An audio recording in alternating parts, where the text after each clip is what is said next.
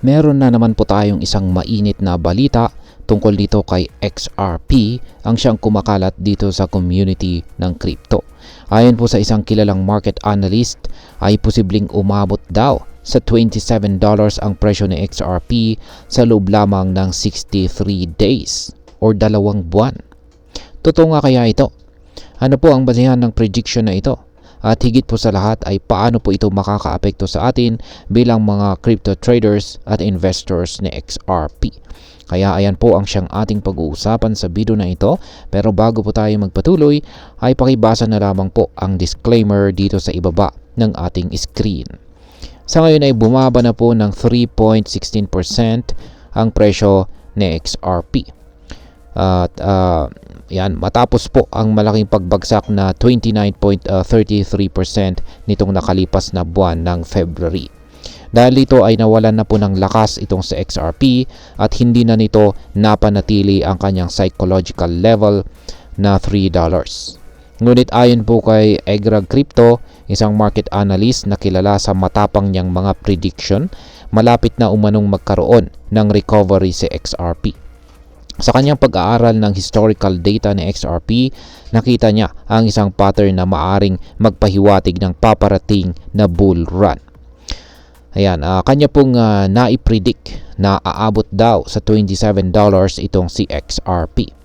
Ayon po kay Egrag Crypto, kung susundan ni XRP ang naging takbo ng presyo nito noong nakalipas na taong 2017 bull market, posible po itong umabot sa $27 sa susunod na 2 buwan. Kaya balikan po natin ang mga nangyari noong taong 2017. Yan. Noong May 2017 ay si XRP ay nasa presyong 0.3988 bago po ito makaranas ng matinding correction. Sa kabila ng pagbaba ng presyo ay nanatili pa rin itong mataas kumpara sa dating presyo nito. Pagsapit po ng November 2017 ay bumaba ang presyo nito sa 0.1891. Ngunit nagkaroon ito ng consolidation phase sa loob ng 6 weeks or 42 days. Pagkatapos nito ay sumabog po ang kanyang presyo at nagkaroon siya ng breakout sa loob ng 21 days. Kaya umabot ito sa presyong $3.8 noong January 2018. Sa madaling sabi ay umabot lamang po ng 63 days ang buong proseso mula sa pagbagsak ng presyo hanggang sa pag-peak nito. Dahil dito ay naniniwala po si Egrag na sa XRP ngayon ay maaring dumaan sa parehong cycle na siyang magdadala rito sa target price na $27 pagsapit po ng June 2025. Ayan, ang tanong dito is bakit $27 ang target price?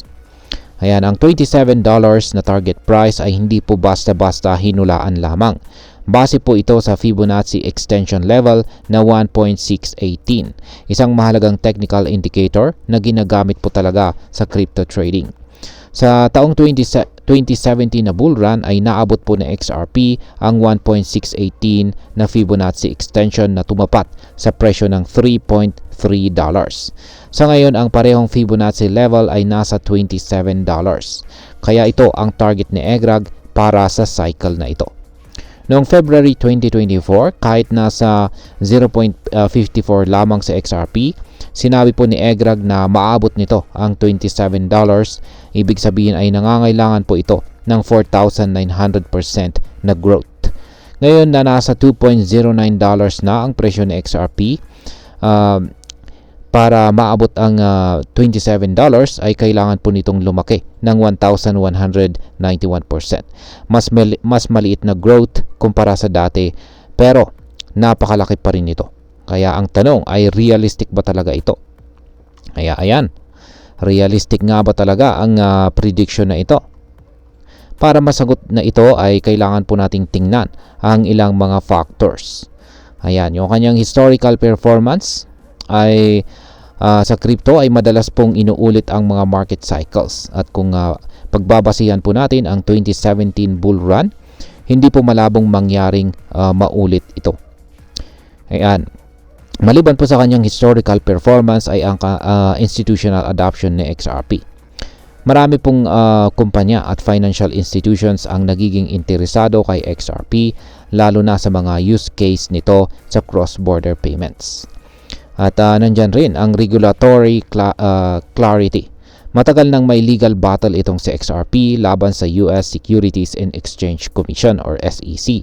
Pero magkakaroon na po ng malinaw na positibong ruling at maaring sumabog po ang presyo nito.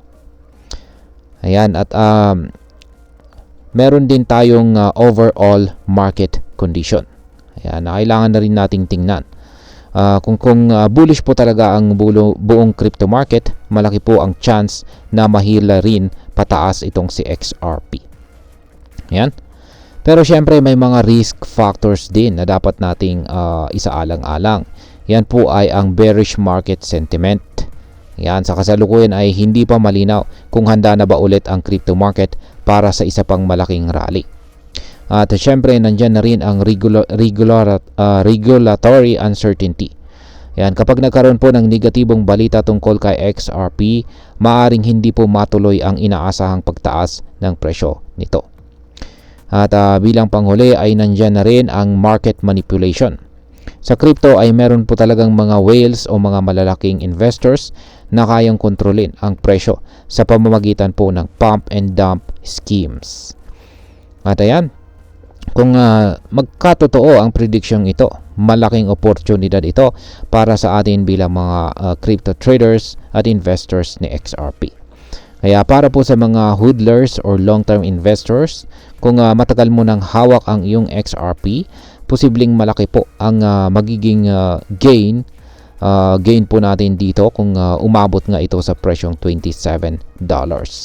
Para naman po sa mga short-term holders, kailangan po nating bantayan ang galaw ng presyo ni XRP, lalo na po sa mga key support at saka resistance levels upang maiwasan po natin ang malaking pagkalugi. Yan, para naman sa mga baguhan na gustong sumali or nag-iisip na mag-invest ngayon dito kay XRP, yan, or ngayon lamang bibili, kailangan po nating mag-ingat at siguraduhin po natin na meron po tayong nakahanda na isang solid trading plan. Kaya yan, wag po nating kalimutan na hindi po laging pataas ang market. Maaari pong magkaroon ng mga pullbacks at corrections bago po tuluyang umabot sa kanyang target price. Ayan. Masasabi ko naman po rito is may posibilidad na magkaroon nga ng significant price increase itong si XRP. Pero ang pag-abot po nito sa presyong $27 sa loob ng 2 buwan lamang ay masyado pong optimistic. Pero possible po ang paglago ni XRP kung magpapatuloy ang bullish sentiment sa crypto market. At kung magkakaroon ng positibong developments sa regulations at dumami ang mga institutional investments. Pero syempre may risk pa rin. Meron pa rin risk dahil sa marami po talagang uncertainty sa market. At ang 1,191% na growth ay napakalaki po nito at bihirang mangyari sa maikling panahon lamang. Maaring magkaroon na rin ng market manipulation. Kaya yan po yung mga risk na dapat po nating malaman. Kaya kung iniisip mo pong mag-invest kay XRP ay huwag pong basta-basta sumabay sa hype. Lagi po nating gawin ang ating sariling research at gumamit po tayo ng risk management strategies. At ayan, hanggang dito na lamang po tayo sa video na ito mga ka-crypto. Marami pong salamat sa panonood. Ingat po tayo lagi at God bless po sa ating lahat.